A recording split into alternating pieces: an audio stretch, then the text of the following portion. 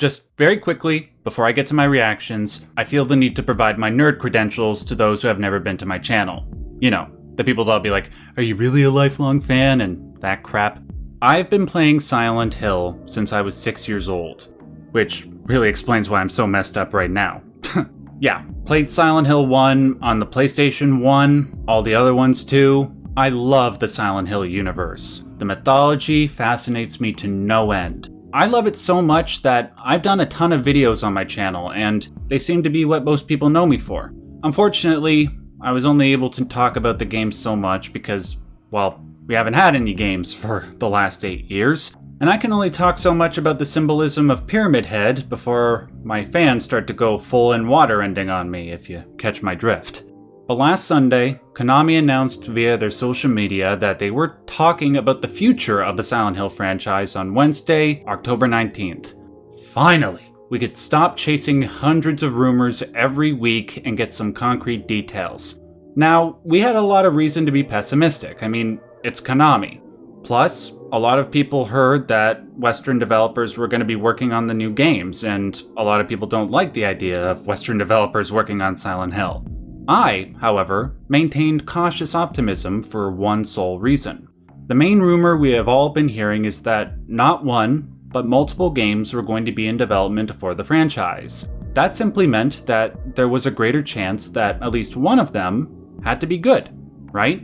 At least half decent. And unfortunately, I, like a lot of Silent Hill fans, are at the point where we'll take half decent. I'm being slightly facetious, but also not really. Anyways, no further delay, the games were announced. What are my opinions as a lifelong Silent Hill fan? Look, the point of any trailer or any marketing is to take your hype level and move it up, right? This presentation moved my hype level up, slightly. I'd say like 10 to 15% from where it was. Plus, aside from one thing, which we will talk about in a little bit, I didn't see anything in this presentation that discouraged me. Or, to be more specific, anything to add on top of the pre-existing pessimistic thoughts that I already had. Generally speaking, what encouraged me the most was the confirmation that not only were there multiple games in development, but the studios that were chosen to develop these games seemed to be chosen with care. Now, I know there are arguments against that stance, like Bloober and all that. We'll get to them, but I think that there are more arguments in favor of my interpretation than against. Some of you Silent Hill fans, I see, are giving the presentation 10 out of 10, and, more power to you. I think there's reason to be that happy because, well, given our collective perceptions of Konami, we were all anticipating the worst, and I think the worst I've seen people say about this so far is that it was mediocre or decent. The fact that they didn't mess it up is a miracle in and of itself, which I think is motivating the 10 out of 10 crowd. For myself, okay, here's a good analogy, right? I'm like the spouse that left their significant other because they weren't living up to the vows they set on our wedding day, right? My significant other, in this case, is Konami. Now, I see that my significant other is trying to get back in my good graces. They're trying to convince me that they've been putting in an earnest effort to change, and I'm like, yeah, okay, I have some reason to believe you. I'm willing to give it another shot, but as soon as we start living together and you pull the same old shit again, I'm out. And I'll know if they're pulling the same old shit when I start seeing gameplay. That will be the living together again phase. But we have a ways to go from there. For now, let's just react to what we have. I'm going to go through each thing that was announced, give my general impression, and then explain why I think we should feel both optimistic and/or skeptical. Elephant in the room, Bloober Team is doing the Silent Hill 2 remake. Full disclosure, I try not to look on the negative side of things, okay? There's enough negativity on the internet as it is, and a lot of it is needlessly exaggerated and toxic. Having said that, in regards to Bloober, I share a lot of your pessimism. Though their games have fans, and more power to you guys, seriously, there is a significant number of people who don't like their games, and I'm somewhat in that crowd. Their game, The Medium, was a bad game. Didn't like Blair Witch, I can take or leave Layers of Fear. However, I will defend their game Observer to the death. That game is, in my opinion, one of the most underrated games of the last 10 years. It's a brilliant mixture of Silent Hill type horror with science fiction. But yes, it's one great game amongst a sea of mediocre or bad ones. But it's a win, nonetheless. Plus, I have no doubt in my mind that Bloober Team will give the remake their strongest effort to date. I say that because every single one of their games is basically Silent Hill in everything but name. They're all homages to the PT demo from 2014. They clearly respect this license, and I don't know how some of them will be able to live with themselves if they this up. And of course, they are working with Ito-san and Yamaoka-san, the creature designer and composer from the original game, and they apparently have a great deal of creative influence, which gives this game a greater chance of capturing the magic of the original. But none of those positive arguments take into account the trailer itself. What about the trailer? Honestly, I think it's solid. Nothing discouraged me about it. Not even James's face or his voice actor, which I know a lot of you are complaining about. Granted, not a whole lot of standout things either, except for maybe one or two. Seeing Pyramid Head getting it on with the mannequin slightly off screen, that made me... is it weird to say that made me giddy? Plus, was that the cafe from the first Silent Hill game about a minute in? That shouldn't be there, right? Because that's in a whole different part of Silent Hill, which you could only visit in the first game and couldn't visit in the second game unless Bloober is going to allow you to go there in the remake, and yes, I'm a giant nerd. And finally, while a lot of us might not like Bloober's games, I think most of us can agree that they all look good. Their art direction and graphical fidelity are always top-notch, and that carries over here. The trailer suggests that Bloober was able to marry the old art direction with modern technology. It could have easily looked stupid, and looking too realistic and stuff, but no, they got it. One or two exceptions though. These bushes in the background at the beginning, what was with their animation? And also, Pyramid Head at the end, is it just me, or does he look like too glossy? I don't know. Anyways, that can all be fixed in, the year or two that will transpire before this game releases, so no big deal. So yeah, slightly more optimistic, but still maintaining a healthy amount of skepticism. The next project they talked about is Silent Hill Townfall. This game, like the Silent Hill 2 remake, was rumored as well. Not for its title, but for its developer. We have heard for a little while that Annapurna Interactive, the guys who did Stray and The Outer Wilds, were attached to this. Aside from that, and the possibility of it maybe being episodic, we've heard that too, we didn't know a whole lot about it. And to be honest, I feel like we don't know a whole lot more after this trailer. But there is one important thing we learned, which is that it is being co-developed by No Code.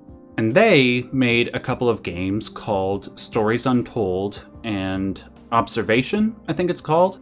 From what I understand, these games were both well received. Now this brings me back to my original argument about Konami carefully selecting who was working on their projects. The producer of the Silent Hill series who spoke during the stream, Matoy Okamoto, said that they receive, I think he said this, that they receive hundreds of pitches from developers every year for Silent Hill games.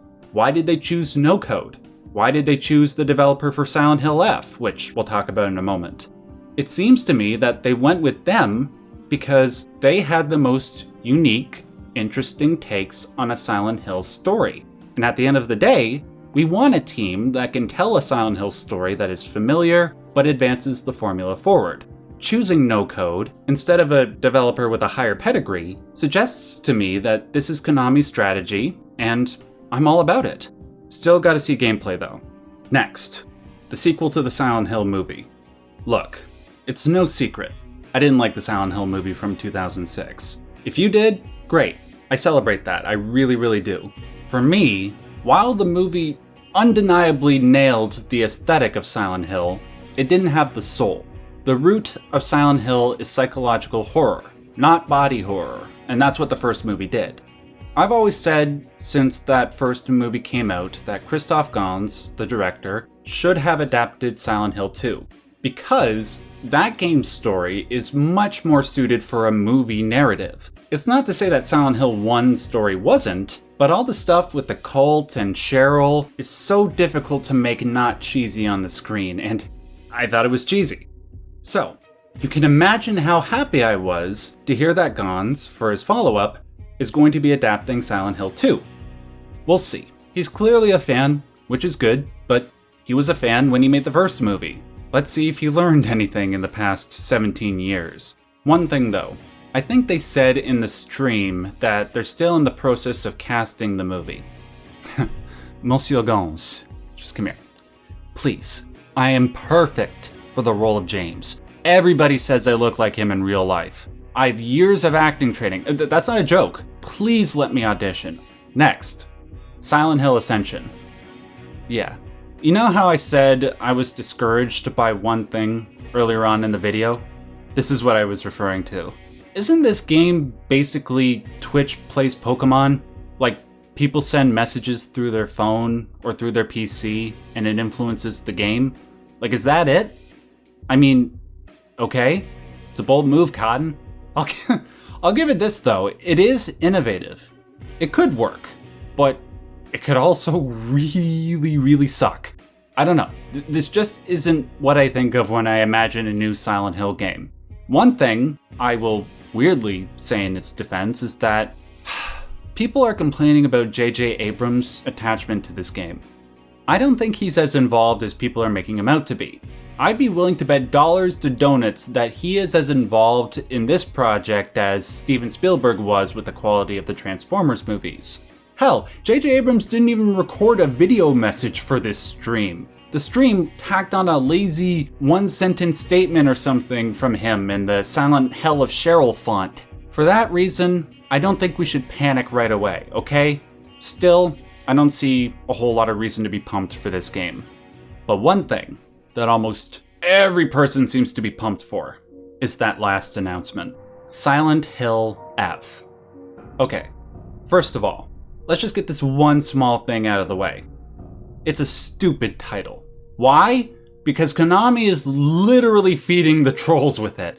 Anybody who thinks these announcements sucked are going to use that title as a meme. You know, press F to pay respects for Silent Hill F. I'm kidding. I don't know. Maybe there's a reason behind the F we'll find out about. I mean, I hope there is. If there isn't, that'd be like if Indiana Jones and the Kingdom of the Crystal Skull had no crystal skull and was just about a magic tree. But the prospect of a Silent Hill game set in Japan? I mean, we already have it. It's called Siren, but Siren was dope. And plus, if the internet's reaction is anything to go by, the guy that they got writing this game is apparently going to do something hella interesting, man. I never heard of this Ryu Kishi 07 until today. I hope I don't mess up his name. I'm sure some people are gonna be pissed off at me. And when his name popped up on screen, people in my chat were going nuts. They were saying, like, oh my gosh, he's such a perfect fit for the Silent Hill universe. Max, you gotta do videos on his work. I've yet to see his work myself, but given the enthusiasm, I'll just take all your word for it for now. I mean, I'll get around to reading it, but you know. Plus, like I said with Townfall, and this is most important, it seems like this developer was chosen because they have an interesting story. And man, you know it's gotta be interesting if they found a way to make flowers creepy. So, that's pretty much all of my thoughts on the announcements. Slightly more optimistic, still have some questions, still want to see gameplay. Overall, I'm willing to give Konami the win here. Now don't get me wrong, I'm nowhere near forgiving them for what they did back in 2015. But this is a step towards forgiveness. And the internet's reaction seems to suggest that the majority of us are pointed in that direction as well. And that's a good sign. But the most important thing here is, what did you guys think? Let me know by leaving a comment or constructive criticism in the comment section below. If you want to see any of my other Silent Hill videos, feel free to click on any of the videos you see on screen now. Until next time, remember to stay safe and stay yellow.